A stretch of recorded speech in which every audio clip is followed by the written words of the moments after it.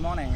In this video I'm going to talk about the introduction of Mughal gardens and its relevance to Agra, which once made Agra a riverfront garden city. The garden was the first architectural venture of Mughals in Indian subcontinent. It reflects their love of nature as well as their nomadic life in open tents and pavilions. When the first Mughal ruler Babur captured Agra after fighting out Ibrahim Lodi in 1526, he introduced a remodeling of its urban landscape.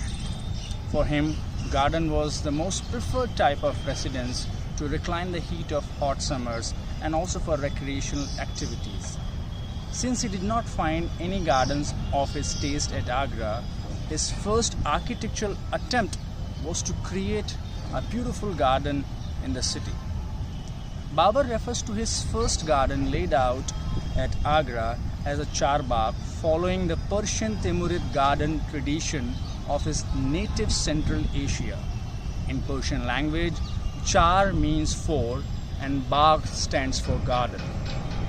In its most ideal form, the Mughal garden consists of a square divided by cross-axial paved walkways into four parts, where the center of the garden is always occupied by a building, either in the form of a garden pavilion, a pool, or even by a tomb. The walkways may contain sunken water channels, and the quadrants are always planted with fruit-bearing trees, sweet-smelling flowers, emulating the Islamic perception of the Garden of Paradise. Babur's choice of riverfront site led to a new urban planning in India. It led to the creation of riverfront garden city. The development of Agra as a riverfront garden city was taken up again by his grandson Akbar. In 1558, he moved his court back to Agra, and the city grew in size, wealth, and power. However, the riverfront garden scheme of Agra was fully developed under the leadership of his son Jahangir, where everyone from the court tried to be close to the river. Consequently, the waterfront was occupied by some magnificent buildings and imperial gardens. Later, when Shah Jahan took over the charge of this city as an emperor, I would say, he changed the name of the city from Agra to Akbarabad, the city of Akbar, to pay a tribute to his grandfather. His historians describe Agra as one of the greatest cities in the world, where every rarity of the world could be found in its markets and bazaar. It was a heaven for artisans and craftsmen.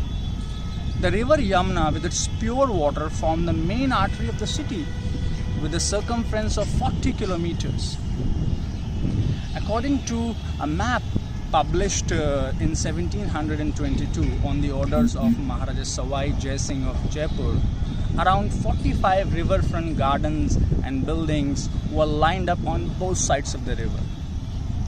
On its right bank were the imperial fort, the mansions of princes, and the residences of nobles, while on the left bank were the imperial gardens with raised terraces overlooking the river. If you talk about Shah Jahan's court poet Abu Talib Khalil, he says, if you travel by boat on the river, you will be met by the spectacle of buildings on each side of the river. The buildings are so beautiful that the river doesn't want to pass by. However, Agra began to decline when in 1658 Shah Jahan moved his court to his newly built capital Shah Jahanabad at Delhi. And later, most of the garden residences were converted into garden tombs after the death of their owners or the possessors. Now only few gardens have been left today.